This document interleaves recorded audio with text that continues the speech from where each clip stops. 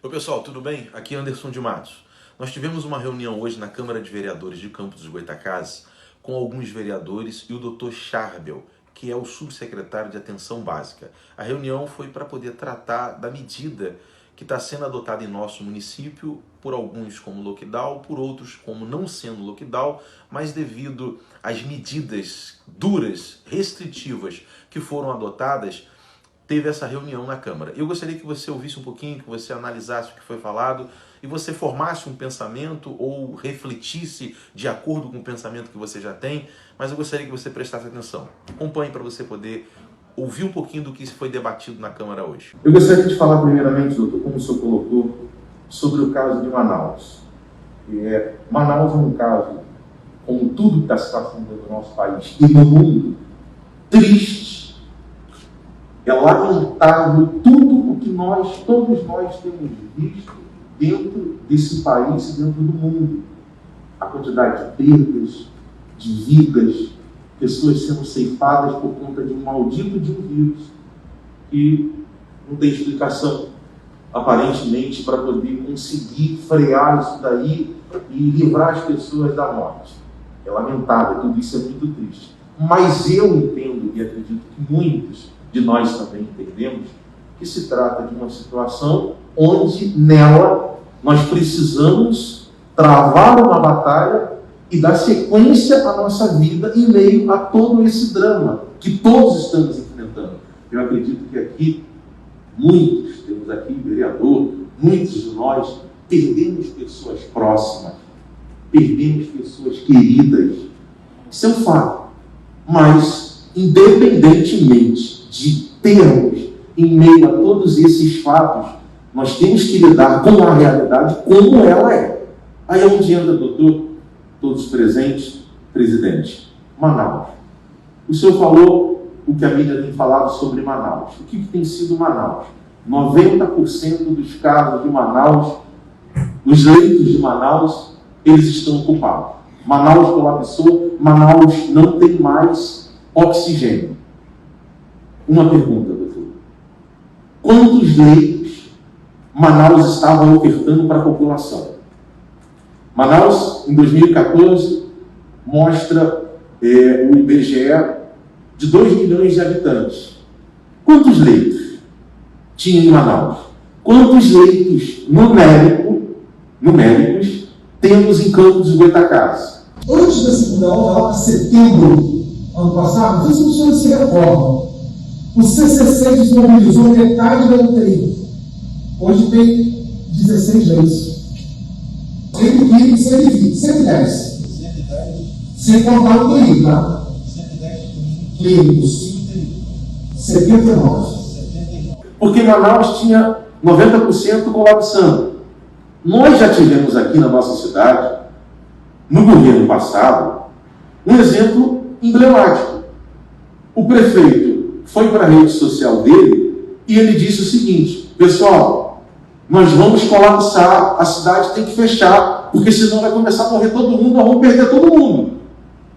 Aí quando eu fui verificar a quantidade de leitos que nós tínhamos, colocando 500 mil habitantes, tínhamos 20 leitos, 18 estavam ocupados. Claro que vai colapsar. Numa cidade de 500 mil habitantes, você tem um vírus maldito como esse infectando as pessoas. O problema, ele não estava em si simplesmente o vírus. O problema também estava na gestão da saúde, que havia uma necessidade de ter uma quantidade de leito para poder atender a quantidade de habitantes. A OMS, ela recomenda em tempos normais, que não são tempos de pandemia. O senhor pode me confirmar isso, doutor? Recomenda que tenha de 1 a 3 leitos a cada 10 mil habitantes. Confere, doutor. Perfeito. Obrigado, doutor. De 1 a 3 leitos de UTI para cada 10 mil habitantes. Se nós colocarmos em tempos normais, não estamos falando ainda de pandemia, se nós colocarmos 2, não vamos colocar 3, se nós colocarmos 2 leitos a cada 10 mil habitantes, somando um total de 500 mil habitantes em Campos, teríamos que ter 100 leitos de UTI em tempos normais. Estudos provam que para período como o que estamos vivendo, a quantidade de leito ela tem que ser de 3 a 10 vezes mais para cada quantidade de 10 mil habitantes. Isso multiplica de 3 vezes a 10 vezes a quantidade de leito. Então, nós passamos por um momento em que o comércio fechou, passou por um período dramático, despediu centenas de empregados. Todos nós temos, é só rodar o centro da cidade, uma quantidade enorme de empresas falidas, alugando, quebradas, porque falou que colapsou. 90% a gente tem que fechar tudo, porque senão vai morrer todo mundo. Todo mundo fica desesperado, ninguém quer perder ninguém quer morrer, ninguém quer se infectar com a praga de um vírus desse. Então, naturalmente, as pessoas vão concordar, vamos fechar. Mas que números são esses? Aonde você teve, eu estou falando ainda do passado, você teve uma cidade, arredondando para baixo, 500 mil habitantes, e você oferta 18 leitos de UTI, em meio a uma pandemia como essa, e você não trata isso de forma numérica todinha. Então, eu confesso que dentro desse tipo de entendimento, ninguém iria concordar com uma medida radical como essa, que traz danos irreparáveis para todos. Isso tratando do governo passado. Manaus, temos esse caso.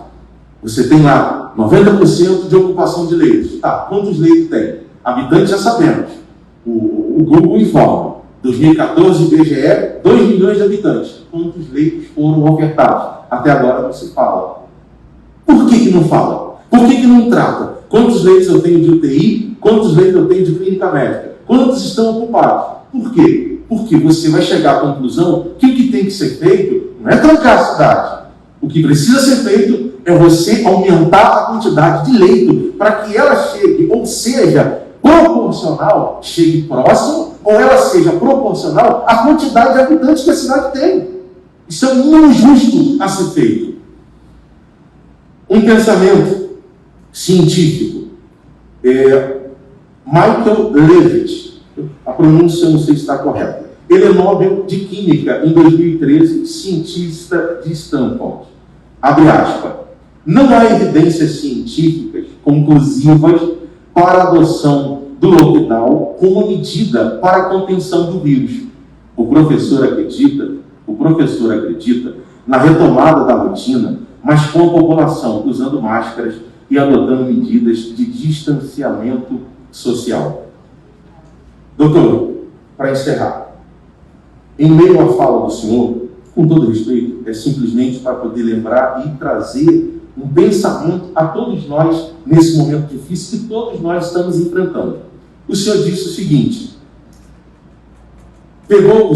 abre aspas, pegou Covid numa resenha com amigos e a UTI caiu por causa de um almoço com amigos. Como? Meus amigos, doutor, como? De que maneira que isso aqui não aconteceria com o senhor? O senhor não foi vilão, o senhor foi vítima. Como? Eu gostaria que o senhor e os demais me respondessem. Como que isso aqui não vai acontecer com todos? O Peru foi o primeiro país da América Latina a adotar o lockdown. O Peru, ele iniciou o lockdown no mês de maio e foi até o final de junho. Foi o país mais radical na adoção de um lockdown. O Peru, ele acumulou a quantidade de casos maior do que todos os países da Europa, exceto a Inglaterra. Ou seja, nós temos exemplos práticos do dia a dia que se trata de uma medida que você adota, daqui a pouco você volta, como o doutor falou, eu só preciso de uma semana. Eu entendo, senhor, a sua preocupação a respeito, mas daqui a pouco vai voltar de novo. Daqui a pouco vai voltar de novo. E não muda. Nós temos, todos nós, diante dos nossos olhos, a realidade é uma só. Está sempre aumentando os casos, com lockdown, sem lockdown. Faz o lockdown, daqui a pouco volta para o lockdown. Daqui a pouco para de novo, daqui a pouco volta de novo. E sempre assim.